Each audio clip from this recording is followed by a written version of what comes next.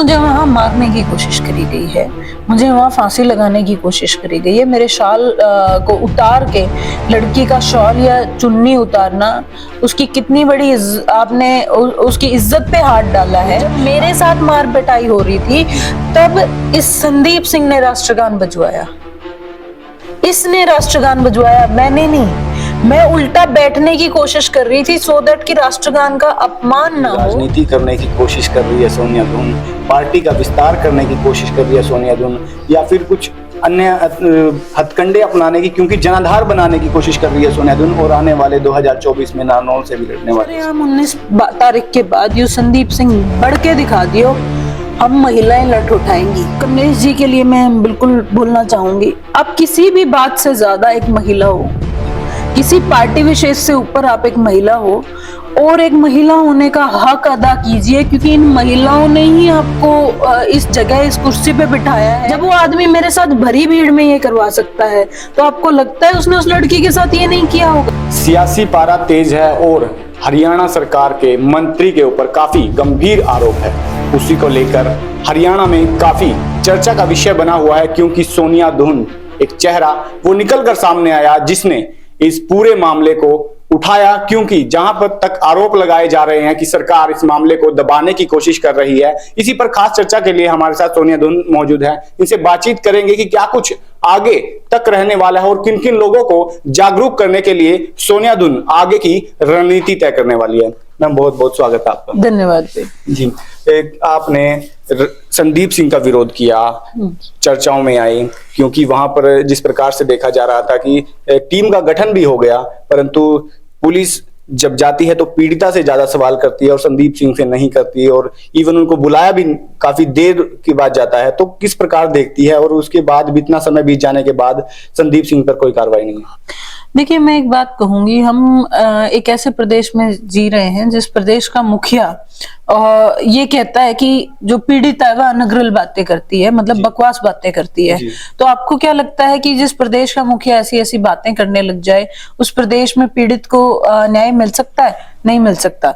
तो ये बड़े जो संदीप सिंह के साथ इतना अपनापन का व्यवहार किया जाता है, या ये संदीप सिंह प्रेम जो मुख्यमंत्री खट्टर का इतना जागा हुआ है, तो इस ऐसे प्रेम में एक पीड़ित को आप न्याय की क्या बोलते हैं उम्मीद नहीं कर सकते हो, क्योंकि वो बड़ा मतलब मतलब जिसको बोलते हैं ना, बिना होने वाली चीज हो जाएगी, क्योंकि वो तो खुल के सामने बोल रहे हैं मुख्यमंत्री खट्टर तो कि संदीप सिंह ने ऐसा कुछ नहीं किया है, लड़की अनर्गल बातें कर रही है और इसकी जांच हो रही है। तो जांच क्या होगी? आप एक बात बताइए, आप सीएम खट्टर हो और आप ऐसी बात बोलते हैं, आपको नहीं लगता कि आपने सीधा सीधा क्या बोलते हैं प्रदेश के प्रशासन को ये बात बोल दी है कि भाई ना, अब ये इशारा दे दिया कहीं ना कहीं, ये लड़की को गलत साबित करना है और संदीप सिंह को सही साबित करना है, और प्रशासन तो हमेशा सरकार का होता है और सरकार सीएम की होती है, और सीएम तो ऐसे ऐसे बयान दे रहा है। जी, लड़ाई काफी आगे बढ़ती जा रही है, क्योंकि आपने 26 जनवरी पर जब तिरंगा लहराने को लेकर विरोध किया तो वहां पर कुछ पुरुष पुलिसकर्मी दिखे और कुछ अन्य लोग कोचेस भी दिखे जो धक्का मुक्की करते हुए नजर आ रहे, काफी वीडियो वायरल हुई। तो आपके द्वारा भी कोई आगामी कार्रवाई की जाएगी इसके ऊपर? धक्का मुक्की नहीं, मुझे वहां मारने की कोशिश करी गई है, मुझे वहां फांसी लगाने की कोशिश करी गई है। मेरे शाल को उतार के लड़की का शॉल या चुन्नी उतारना, उसकी कितनी बड़ी आपने उसकी इज्जत पे हाथ डाला है। आपने उसके बाद उसके गले में 2 बार 3 बार लपेट के उसको गांठे मारने की, ऐसे फांसी लगाने की कोशिश करी है। सिर्फ छेड़खानी नहीं, धक्का मुक्की नहीं, मुझे तो मारने की कोशिश करी है। बकायदा ऑन ड्यूटी डीएसपी ने मुझे लात मारी है, मुझे गोड्डा मारा है, और वहां पे जो सरदार जी ने किया वो तो सारी दुनिया ने देखा है। और वो जो एक कोच मुझे पीछे से पकड़ के खड़ा हुआ है, मुझे लगता है कि प्रशासन शायद खत्म हो गया, उनके पास महिला पुलिस बची नहीं थी, पर मैं उन लोगों में नहीं आती जो इस चीज को सहन करेंगे घर बैठ के। मैडम, कुछ लोग आलोचना भी कर रहे हैं कि वहां पर जब तिरंगा लहराया जा रहा तो राष्ट्रीय गान में आपने कुछ इस प्रकार की हरकत की, तो कहीं ना कहीं अपमान की बात कह रहे हैं। हालांकि विपक्ष के लोग कह रहे हैं, परंतु कहीं ना कहीं देखने के लायक तो बात सवाल आता है इस प्रकार। देखिए, एक बात बताइए मुझे, मैं तो वहां पे एक क्वेश्चन करने वाली थी और मेरे साथ तो मारपीट हो रही थी। मैं कैसे राष्ट्रगान को रोक सकती हूँ, बजा सकती हूँ या मैं कुछ कर सकती हूँ? जब मेरे साथ मार पिटाई हो रही थी तब इस संदीप सिंह ने राष्ट्रगान बजवाया, इसने राष्ट्रगान बजवाया, मैंने नहीं। मैं उल्टा बैठने की कोशिश कर रही थी सो दैट कि राष्ट्रगान का अपमान ना हो, और राष्ट्रगान के टाइम पे मैं पीसफुली बैठने की, मुझे बैठने ही नहीं दिया गया, मेरे साथ मारपीट कर रहे थे।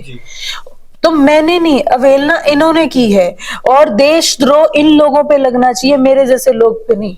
जी, भाजपा के लोग कुछ कह रहे हैं कि राजनीति करने की कोशिश कर रही है सोनिया दुहन, पार्टी का विस्तार करने की कोशिश कर रही है सोनिया दुहन, या फिर कुछ अन्य हथकंडे अपनाने की, क्योंकि जनाधार बनाने की कोशिश कर रही है सोनिया दुहन, और आने वाले 2024 में नारनौल से भी लड़ने वाली है सोनिया दुहन। एक बात बताइए, क्या पेवा नारनौल में आता है? नहीं। और क्या कैथल नारनौल में आता है? बिल्कुल भी नहीं। तो मैंने तो पेवा में उस आदमी का विरोध किया है, पंचायत भी मैं कैथल में करने वाली हूँ। दूसरी बात, क्या सोनिया दुहन की पार्टी ने एक बार भी आके कोई स्टेटमेंट दी? ऑफिशियली तो अभी तक कोई अनाउंस नहीं है। शरद पवार साहब करनाल आए थे उस इंसिडेंट के 3-4 दिन बाद, क्या उन्होंने कोई स्टेटमेंट दी? मुझे ये समझ में नहीं आता, ये लोग इतने मूर्ख हैं या ये लोग लोगों को मूर्ख बनाना चाहते हैं? कोई भी मूर्ख नहीं है साहब, ये बड़ा सोशल मुद्दा है, और मैं छोरी पैदा हो रखी हूँ, लड़की पैदा हो रखी हूँ, तो ये मेरा जन्मसिद्ध अधिकार है। अगर किसी लड़की के साथ बुरा हो रहा है, उसके साथ मैं स्टैंड करूं, उसकी आवाज को अगर मैं उठा सकती हूँ तो मैं उठाऊं जी। और मैं वहां पे अपनी खाप की तरफ से गई थी, किसी पॉलिटिकल पार्टी की तरफ से नहीं गई थी जी। और मेरा इस मुद्दे से रिलेटेड किसी पार्टी से कोई लेना देना नहीं है, इसका किसी पार्टी से कोई मतलब नहीं है। ये कंप्लीटली हम महिलाओं का और हमारे समाज का मुद्दा है, किसी पार्टी विशेष का मुद्दा नहीं है। उल्टा मुझे तो वहां पे कई पार्टियों के लोगों ने सपोर्ट किया था जी। जब मैं वहां पे विरोध किया, जब मैं थाने में थी तो बाहर तो कई पार्टियों के लोग बैठे हुए थे। बीजेपी गए थे।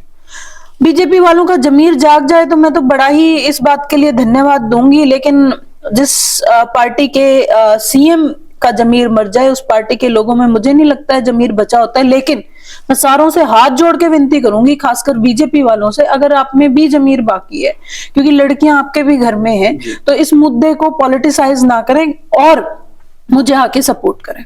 अगर बात करें तो आप कलायत हल्के में भी जाके आए, तो मंत्री कमलेश डांडा से भी आग्रह किया कि आपने कि महिलाओं का साथ दीजिए, इवन उनकी कोई टिप्पणी भी नहीं आई इस मामले को लेकर।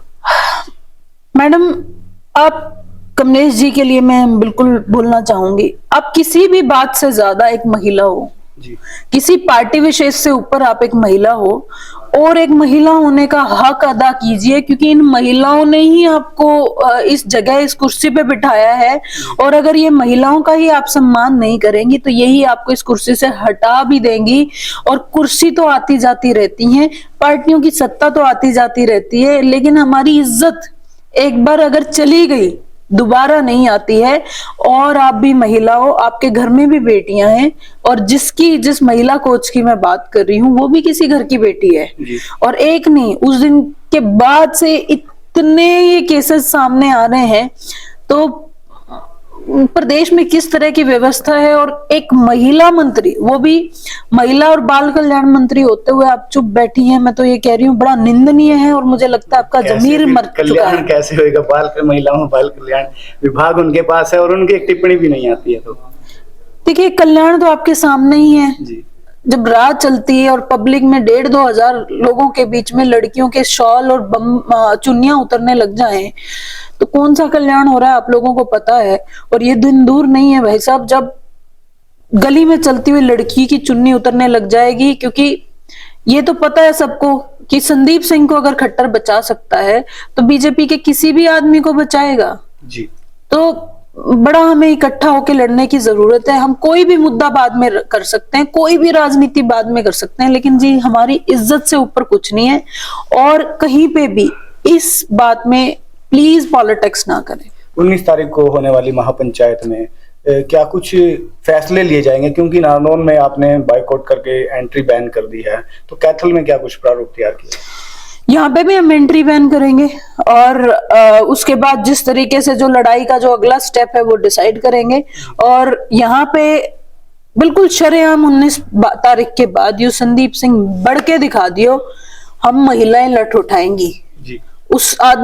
इस आदमी से लड़ने के लिए, इसके खिलाफ लठ उठाने के लिए, ये भगाने के लिए हमें आदमियों की भी जरूरत नहीं है। तो महिला कोच के घर वाले आपके साथ है, कोई बात होती हो, शायद 19 तारीख को भी वो आने वाले हैं। देखिए जी, मैं अभी जब झज्जर गई थी तो महिला कोच के फादर साहब मुझे मिले थे और उन्होंने एक बात बिल्कुल भरे पब्लिक में कहा था कि भी मेरी बेटी के साथ सोनिया खड़ी है और मैं तो चाहूंगा कि सोनिया लड़े इस लड़ाई को जिस तरीके से मेरी बेटी लड़ रही है, और इस लड़ाई को बेटा आप लोग यहाँ स्टॉप मत करना। और रही बात महिला कोच की, हम दोनों टच में हैं। हर वो बात, मतलब उसके लिए टच में हो ना हो, मतलब मैं तो एक बात कहूंगी, सपोज मैं उसके टच में भी नहीं हूं या मैं एक राह चलती लड़की हूं, है तो हमारी बात, है तो हमारे जेंडर की बात, और वो बेचारी लड़ तो रही है, कम से कम वो लड़ तो रही है। उसने वो हिम्मत तो दिखाई कि वो सामने आके खड़ी हुई, उसने बताया मेरे साथ गलत हुआ है, तो हमारा हक बनता है कि हम उसके लिए स्टैंड करें, उसकी आवाज को आगे उठाएं। क्योंकि हरियाणा ना एक हम ऐसी सोसाइटी में रहे हैं जहां दी बेटी बड़ी ऊपर होती है, और हमारे यहाँ पे लड़कियां सहती रहती हैं। बड़ा आखिरी में एक आधी कोई लाख मतलब 1000-2000 लड़कियों में से एक लड़की आके सामने बोलती है, अगर उसको भी हम सपोर्ट नहीं करेंगे ना जी, तो हमें न्याय नहीं मिल सकता। जब अगर भगत सिंह जी, सर छोटू राम या ये लोग ये सोच लेते, खुदीराम बोस, जो जितने भी हमारे स्वतंत्रता सेनानी हैं, ये सोच लेते कि भाई अंग्रेज सरकार तो हमें इस तरीके से कुचल रही है, गांधी जी ये सोच लेते, तो क्या आज देश आजाद होता? तो राम रहीम वाले मामले में आप नहीं, मैं बता रही हूँ, क्या देश आज आजाद होता? किसी एक को तो आवाज उठानी पड़ेगी, किसी एक को तो शुरू करना पड़ेगा, और उस पे तो इल्जाम भी लगेंगे, सारी चीजें लगेंगे। आज सोनिया दुहन पे भी लग रहे हैं, किसी कोई और सोनिया दुहन आएगी तो उस पे भी लगेंगे। महिला कोच पे जैसे फेम के लिए बेचारी के ऊपर इल्जाम लग रहे हैं। अरे शर्म करो भाई, शर्म करो। कोई लड़की फेम के लिए हरियाणा में ऐसा नहीं कर सकती। इस सोसाइटी में हमारे यहाँ लड़कियों का दर्जा बड़ा ऊपर है और उसे इस तरीके के फेम की जरूरत नहीं है। गांव कुराड़ में हुई थी, जहाँ पर वो बेचारी छोटी सी बच्ची, कितनी वो बेचारी छोटी सी बच्ची थी, आप देख लिए, अभी तक उस मामले में भी कुछ नहीं हुआ है। तो इस तरीके की घटनाएं अगर समाज में तब बढ़ती हैं जब अपराधी को संरक्षण प्रशासन देता है, सरकार देती है। तो ये सरकार तो इस हमारी बेटियों की इज्जत को चीर चीर करने पे तुली हुई है, लेकिन ये सरकार अब भूल जाए कि हम ये सहेंगे, हम लड़ेंगे। अब ये लड़ाई समाज लड़ेगा। तो ये थे हमारे साथ सोनिया दुहन, जो महिला कोच के द्वारा जो संदीप सिंह के ऊपर आरोप लगाए गए हैं, उस लड़ाई को आगे ले जाने वाली है। और उसके बाद क्या कुछ आगे की रणनीति रहेगी वो तो वक्त के जहन में है, परंतु 19 तारीख को सेक्टर 18 में एक बहुत बड़ी महापंचायत होगी, जिसमें संदीप सिंह का बॉयकॉट के साथ साथ कैथल में एंट्री बैन हो जाने वाली है। और इनका साफ तौर पर कहना है, अगर संदीप सिंह कैथल में घुसने की कोशिश करेंगे तो महिलाएं ही अकेली काफी है, और लठ उठाने के लिए महिला और हरियाणा की बेटी तैयार है।